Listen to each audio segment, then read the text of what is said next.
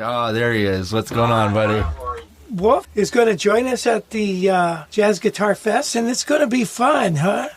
It's going to be like Rocky Mountain Mach 2. That's right. Yeah, Rocky Mountain stepped up, maybe. I will be definitely teaching from my course, which is pretty new still, only been out about a year. Nice. Yeah, and you're... It's basically this course here, and cool. I use it as a basis for my teaching a lot, because it's the accumulation of what went on with my teaching, as well as the development of transcriptions. And to my delight, both Pat Martino and Kenny Burrell wrote very nice endorsements after looking at the material. Oh, wow. So and Kenny wrote the foreword for the book. So I was very happy to have that participation of two of my heroes, absolute, to me, the top of the line guitar players, become involved in it to that extent. Right. I have several excerpts that are going to be in a nice little booklet from Hal Leonard.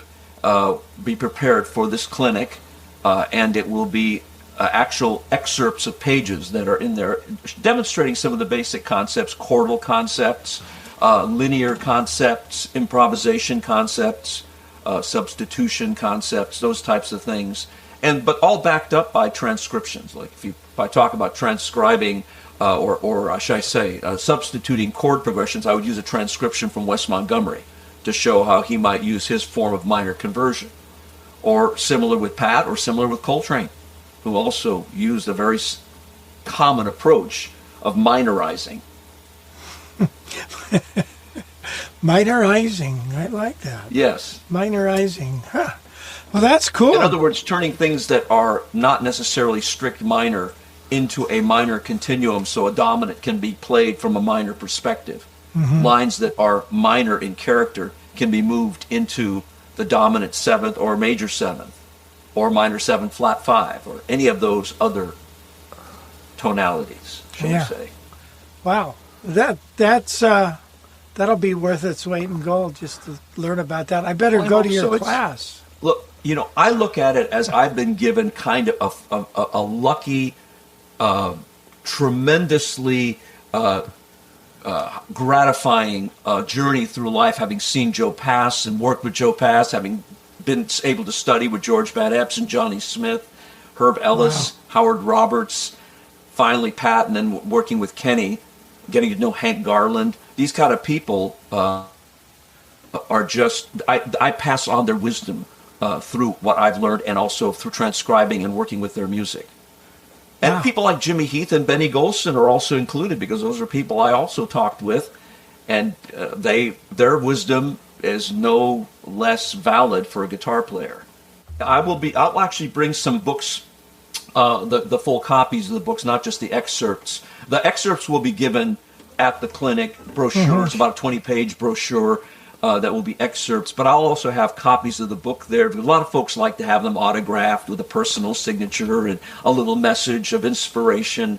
So I'm happy to do that. That's what I did at Rocky Mountain, and unfortunately I ran out after 5. I should have had 50 there, but you know how it is. Yeah, I'm going to bring an ample supply so that any folks who would like it, probably at least maybe 20 or so. Well, they just shipped it directly from Hal Leonard. I mean, I never really drove it anywhere. I just have Hal Leonard's great publisher. I would always, another element of being grateful is I've worked with them since 1988. Wow. Coming up through the ranks, doing their rock books and their blues books, and finally, about 1998, they cut me loose and allowed me to do my favorite jazz books. So I ended up doing Wes Montgomery and George Benson and Grant Green and Barney Kessel and Pat Martino and Wes Montgomery and Joe Pass, Charlie Christian. Out of all those guys, is there one that you gravitate to more than others? I would say Wes Montgomery. Yeah. His son might be there. Oh, really? Yeah. Is that Robert? Yeah. Yeah. I met him at NAMM. Yeah. Nice guy. I think I saw a Facebook with you and Steve Travata, and you guys were saying between the two of us, so you got over I don't know how many, 200. It could be very well be. I lost track of my books around 65 or 70.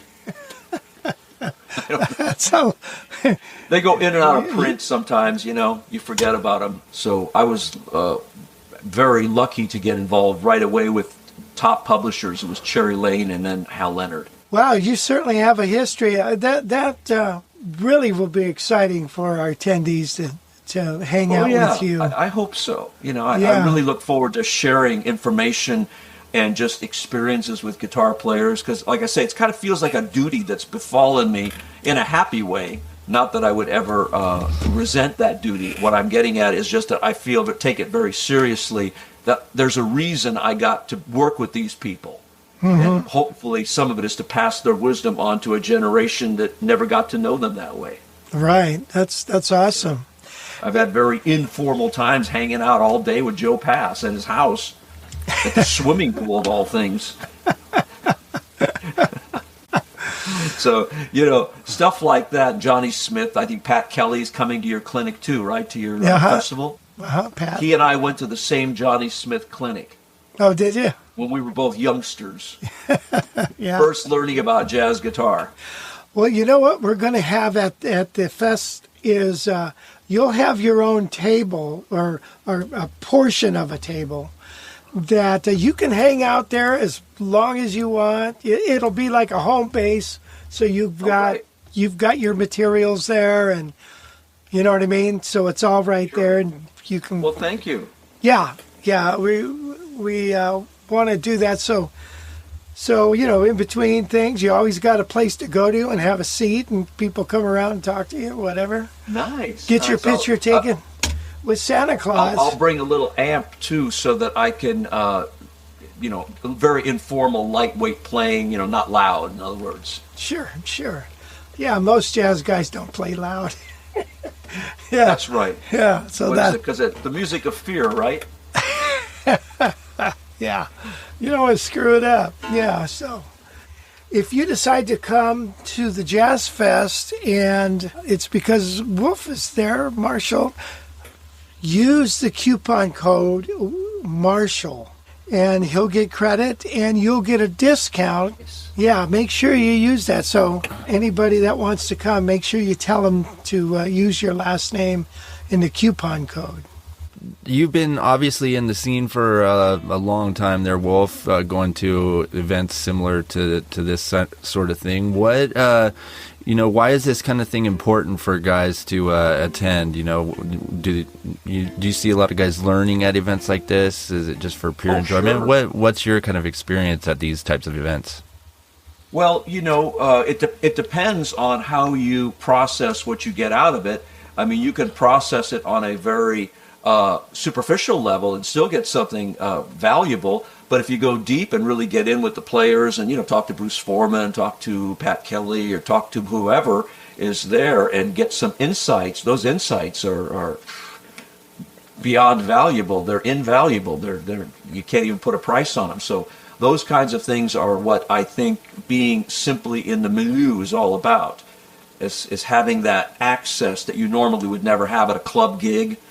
Or if you were doing a festival where you were just playing and not interacting, walking down the halls and talking to people, you just go right on stage and play and then you're gone. You don't get a chance to interact with people doing that other than whoever's backstage. But my point is you'll get a chance to do that for several days.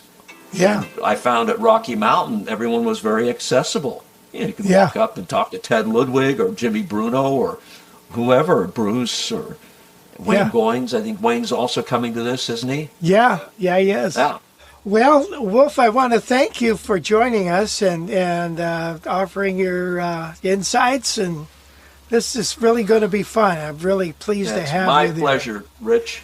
It's my pleasure. I look forward to it myself. So my absolute pleasure being with you. And thanks, Wes, for all your help. No problem. And you guys just keep on keeping on. Absolutely. Appreciate it, Wolf. Okay.